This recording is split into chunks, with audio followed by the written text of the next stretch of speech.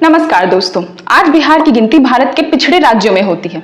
क्या हमेशा से बिहार ऐसा ही था? आइए जानते हैं। बिहार अपने ग्लोरियस पास्ट के लिए जाना जाता है। बात आर्ट, कल्चर या फिर अथाह ज्ञान की हो, यहाँ सब था। विश्व की सबसे पुरानी हिंदू टेम्पल मुंडेश्वरी, नालंदा और विक्रमशिला सी एंशिएंट एजुकेशनल हब्स और बुद्धिज्म और जैनिज्म धर्मों का प्रचार प्रसार भी यही बिहार से ही पूरे विश्व भर में फैला। वर्ल्ड की सबसे बड़ी केसरिया स्तूपा यही बिहार में ही चंपारण जिले में आज भी मौजूद है। यही नहीं, दुनिया को जीरो से अवगत कराने वाले आर्यभट्ट, देश के पहले प्रेसिडेंट राजेंद्र प्रसाद यही बिहार के ही थे।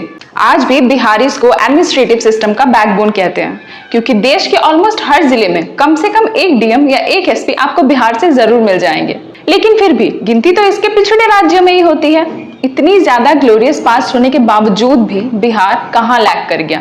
एग्जैक्टली प्रॉब्लम कहाँ हुई? आज इसकी per capita income, literacy rate, performance in sustainable development सब लीज कैटेगरी में आती है। रीजंस एक नहीं अनेक हैं।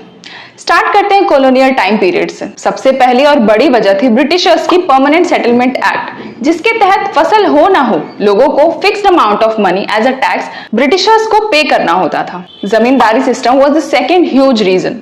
इंडिपेंडेंस के पहले और बाद भी कहने को तो जमींदारी सिस्टम खत्म हो चुका था, लेकिन जमीनी हकीकत कुछ और थी, जिस कारण बिहार में आम लोगों के हाथों में कभी पैसा बचा ही नहीं। इवन आफ्टर इंडिपेंडेंस गवर्नमेंट की पॉलिसीज भी कुछ ऐसी ही बनी जिससे जाने अनजाने में बिहार का नुकसान ही हुआ, due to lack of natural resources, proper infrastructure and skilled labour. एक और दूसरा बड़ा रीजन ये है कि यहाँ कास्टिज्म इतना ज्यादा फैला हुआ है कि यहाँ की मैक्सिमम जनता काम नहीं बल्कि कैंडिडेट की कास्ट देखकर ही वोट कर दिया करती है, जो कहीं ना कहीं इलिटरेसी का ही रिजल्ट है। और तो और यहाँ क्रिमिनल एक्टिविटीज भी बिल्कुल पीक पर है।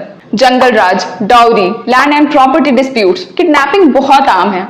लोग पुलिस पर ही हमले कर देते हैं। अगर हम यहाँ के इंफ्रास्ट्रक्चर, रिसोर्सेज और चीप लेबर को एक पल के लिए फ्रेम से हटा भी दें तो भी सेफ्टी और सिक्योरिटी रीजंस की वजह से यहाँ कोई इन्वेस्टमेंट, कोई इंडस्ट्री लगाना ही नहीं चाहता। लोगों को यह समझना होगा कि स्टेट को सही मायने में अगर डेवलप होता हुआ देखना है तो सबसे पहले उनको खुद से शुरुआत करनी होगी।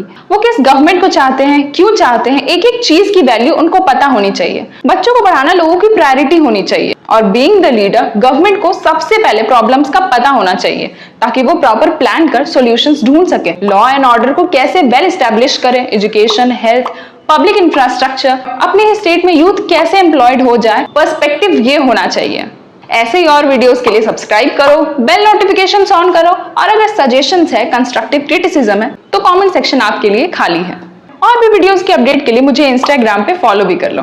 Thanks for watching.